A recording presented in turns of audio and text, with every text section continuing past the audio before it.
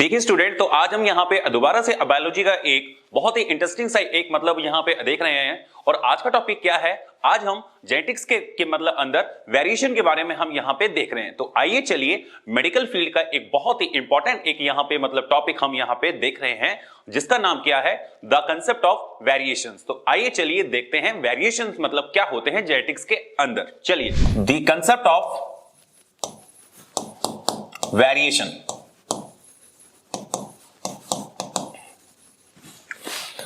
अब जैसा कि आप जानते हैं जेनेटिक्स क्या होता है, सबसे पहले तो भाई जेनेटिक्स क्या होता है? मैंने यहां पे एक टर्म लिखी है जिसका नाम है जेनेटिक्स। और जेनेटिक्स मतलब होता है study of heredity and variation. Heredity and variation.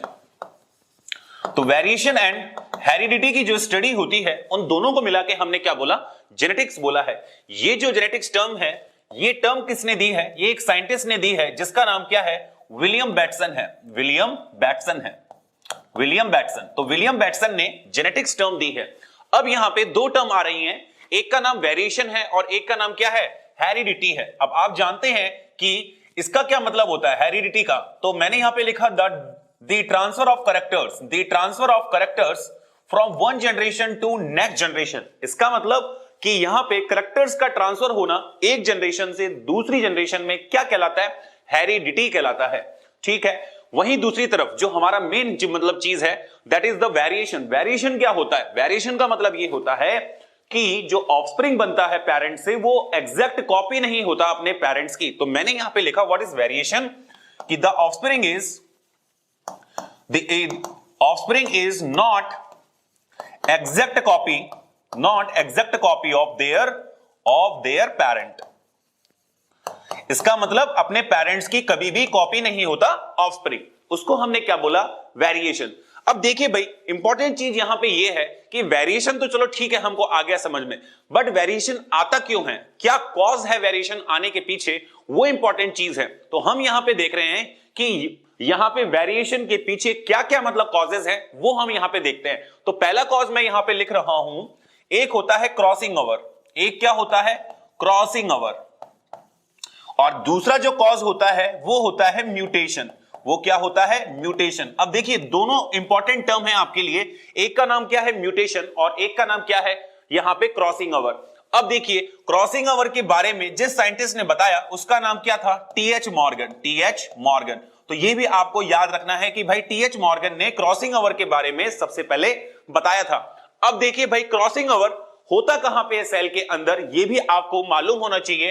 तो जैसा कि आप जानते हैं कि मियोसिस फर्स्ट के अंदर प्रोफेज की 5 स्टेजेस होती हैं। कितनी स्टेजेस होती हैं? 5 स्टेजेस होती हैं। और प्रोफेज की पैकाइटिन स्टेज के अंदर क्या होता है?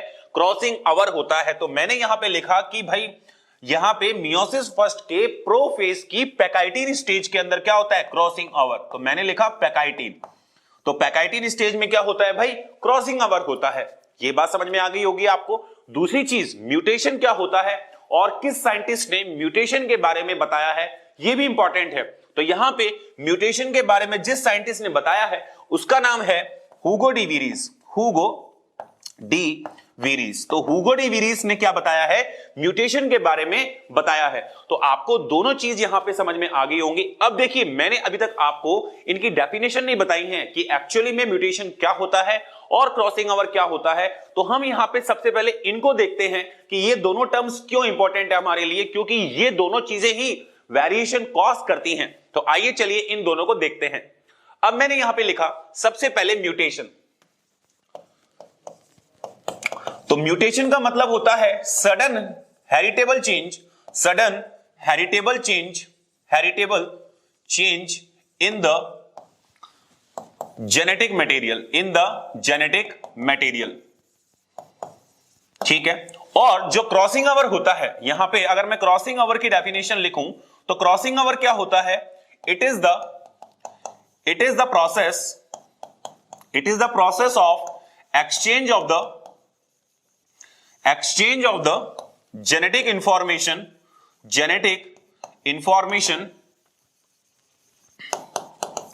between the non-sister non sister chromatids of homologous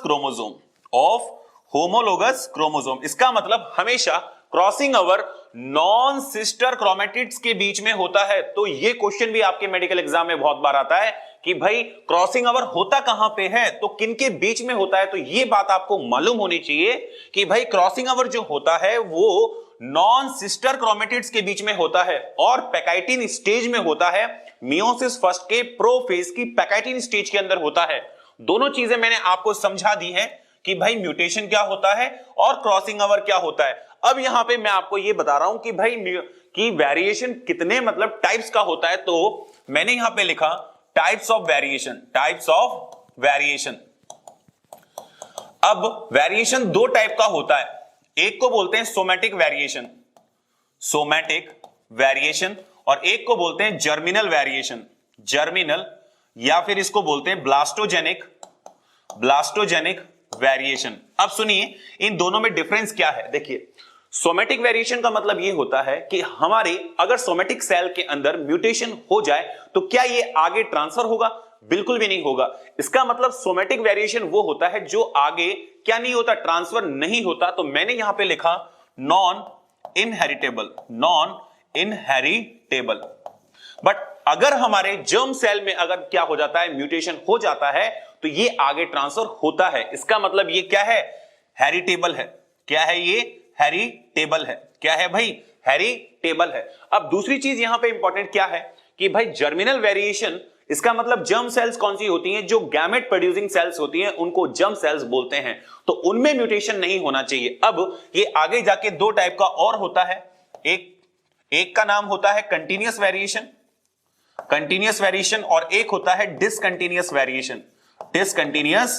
variation. तो कंटीन्यूअस वेरिएशन जो होता है वो तो क्रॉसिंग ओवर की वजह से होता है, due to the crossing over. और जो डिसकंटीन्यूअस वेरिएशन होता है ये ड्यू टू म्यूटेशन की वजह से होता है। किसकी वजह से होता है? म्यूटेशन की वजह से होता है। तो आज मैंने आपको वेरिएशन के बारे में एक छोटा सा ब्रीफ मतलब यहां पे एक्सप्लेनेशन दिया है कि भाई वेरिएशन होता क्या है, कौन कौन से मतलब इसके क्या है टाइप्स है और इसके पीछे क्या रीजन होता है, मतलब वेरिएशन होने के पीछे क्या क्या मतलब क्या है कॉजेस हैं। तो मेनली दो कॉजेस हैं, एक का नाम क्या है? म्यूटेशन है और एक का नाम क्या है भाई? क्रॉसिंग ओवर है। तो उम्मीद करता हूं आज का लेक्चर आपको अच्छा लगा होगा। इसी तरीके की हम और वीडियोस देखेंगे। ओके बच्चे, मिलते हैं, बाय बाय।